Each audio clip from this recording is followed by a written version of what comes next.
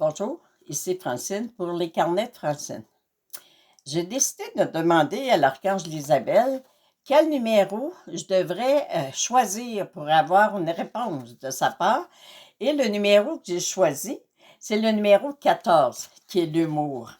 Et ça dit, il est temps pour toi d'inclure de l'humour dans ton quotidien, car ainsi tu auras l'outil indispensable pour désamorcer les bombes. Alors moi, l'archange Isabelle, je te mentionne qu'il te faut apprendre à rire de toi-même, de tes travers, de tes habitudes, ce qui te permettra de dédramatiser les propos parfois accusateurs que l'autre personne t'a dit. Tu sais très bien que tu agis au meilleur de ta connaissance. Alors, comme ton intention est pure, accueille avec le sourire le bien que tu accueilles, que le bien que cette personne te fait, puisqu'elle te permet, par l'effet miroir, de réaliser les propos ou les pensées que tu as te concernant. Les gens te traitent comme tu te traites. Sois douce, sois doux et bon avec toi. Prière affirmée, je suis de plus en plus un être de sagesse. Et ça, je trouve que ça va très tellement bien avec la pensée que j'ai trouvée ce matin sur le site Facebook de mon amie Karine Wood qui dit ça. Demandez-vous ce qui est vraiment important pour vous et ensuite ayez le courage de construire votre vie autour de votre réponse. Et ça m'a fait penser que quand j'ai suivi des cours dans le temps pour écrire un livre, on me disait, tu commences tout simplement par faire un cercle au milieu de ta page. Et là, dans ce cercle-là, tu écris sur quoi tu veux écrire. Alors, comme dans mon cas, ça serait présentement sur le pardon. Et là, autour de cet immense cercle-là, tu fais plein de petits cercles. Et là, tu dis, OK, pour atteindre mon but, pour réaliser, vous avez eu le courage de vous demander, c'est quoi qui est vraiment important pour moi? Alors, dans le cercle, vous marquez votre réponse. Qu'est-ce qui est le plus important pour moi? Puis dans les autres cercles, là, vous vous dites, OK, il faut que j'agisse pour réaliser ce qui est important pour moi. Et là, les mots qui peuvent venir, vous demandez à vos guides, OK, sur quoi il faut que je travaille pour devenir vraiment la personne qui réalise son rêve? Et là, le mot qui peut venir dans un des cercles, c'est discipline, respect, écoute, communication, m'accepter tel que je suis, mettre de l'humour dans ma vie. Tu sais, arrêter, quand l'archange Isabelle dit « apprends à rire de toi », alors quand on est là en train de se dire « qu'est-ce qui est le plus important pour moi », puis qu'est-ce que ça veut dire que je ne le réalise pas? Comment ça que ça ne marche pas, mon affaire? On est en train de se traiter de cave, d'imbécile, parce qu'on a l'impression que ça avance pas.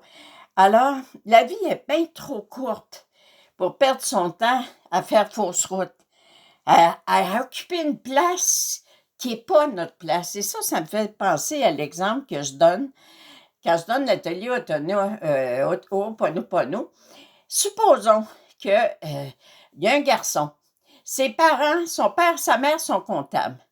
Il a la même facilité avec les chiffres, il adore compter, mais lui, ce qui le rendrait heureux, c'est d'être ébéniste, c'est de faire des meubles, c'est de travailler le bois. Mais ses parents lui disent, écoute, tu gagneras jamais ta vie avec ça, puis t'es bien mieux puis deviens comptable, puis pareil comme nous autres, on va travailler ensemble, on va tout le monde, on va être heureux. Mais après quelques années, le garçon, il a accepté, mais là, ça ne fait pas pantoute. Il n'a plus d'énergie, il est triste, il est malheureux, et va voir le médecin le met en repos forcé pour qu'il reprenne ses énergies. Et un soir, il se couche en disant, comment j'ai créé cet épuisement-là dans ma vie?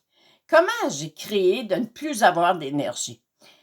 Puis là, un matin, il se réveille parce que là, les guides, quand on dit comment j'ai créé, les guides commencent à dire, il faut que j'envoie la réponse.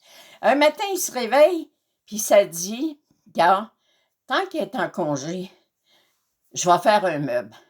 Et il décide qu'il fait une table de chevet, puis il travaille, puis mon Dieu, finalement, il se rend compte que la semaine finie, il n'a pas vu la semaine, il n'a pas dormi de l'après-midi, il n'a même pas pris ses médicaments, tout va bien, puis là, il se couche en disant, ça fait une semaine que je fais ce que j'aime vraiment, puis là, je ne suis pas épuisée, je me sens bien. Alors là, il demande à ses guides, ben, aidez-moi à me réaliser. Je réalise que ma vraie place, c'est vraiment de travailler, d'être ébéniste, de travailler le bois.